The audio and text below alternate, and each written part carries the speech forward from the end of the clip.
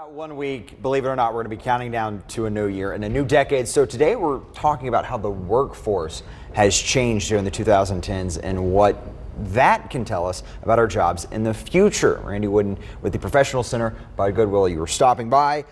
So first of all, one of the things that we've seen a rise of is staffing firms. Yeah, and on the surface you would think, well, wait a minute. Staffing firms would be used when companies can't find the right talent.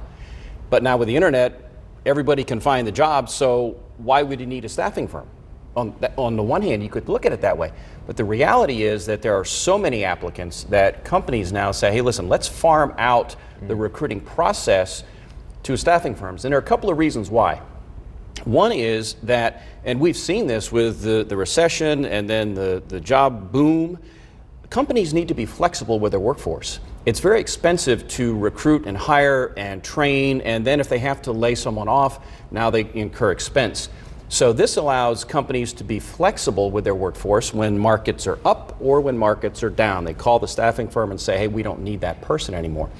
There's another reason why companies are more apt to use staffing firms, and that's what I'll call try them before you buy them. Try before you buy. You bet. I would rather see you, Daniel, on the job so I can gauge not only your work skills, but your personality and your character. And then after a while, I can say, you know what, I like that guy. Let's hire him as a direct hire, as a full-time person. To make sure that Yeah. in this scenario that I would fit in that environment, I would not only work well with the people around me, but work well with It's a little bit like dating. I mean, before you get married, ideally you date for a while to get Ideally, a you sense, date for a little bit and then a sense, can I get along with this person? Can we see this as a long-term commitment? Another change we've seen is social media. Absolutely. Back in the day, one of my sons said, hey, get on MySpace. So I did. And then my other son went to college. He said, Dad, they're letting old people like you on Facebook. So anyway, so I've been on that. And back then, and LinkedIn is another example, I got on it in '04 and nobody was on it. And now it's huge. And so crucial. Social media can be good and bad. We all know not to use poor judgment and all of those things, so that we don't need to go into a lot of detail there. But just know that companies will check you out on LinkedIn if you're a professional. They'll check out your Facebook page. And if you're on, just make sure that you're positioning yourself as somebody who's credible. Branding yourself as that person who's Absolutely. credible. And I teach a LinkedIn class every week. It's free, and you don't even have to be a job hunter. You could be a salesperson or just a business person that needs to have a better looking page, because not only does your LinkedIn page reflect upon you, it also reflects upon, let's say, Fox 8.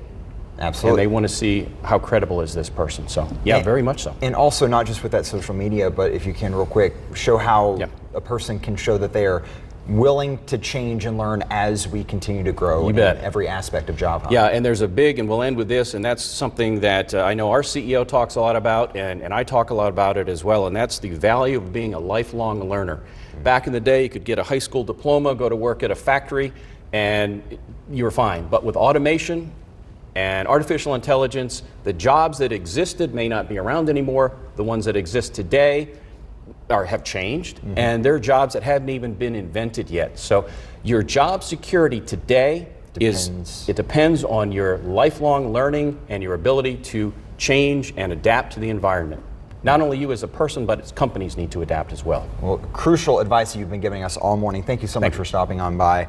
You can actually contact Randy Wooden at the Goodwill Professional Center. The website there on your screen, goodwillprofessionalcenter.org. You can also email him if you have more questions or want to just find out more information at proscenter@goodwillnwnc.org or call 336-464-0516.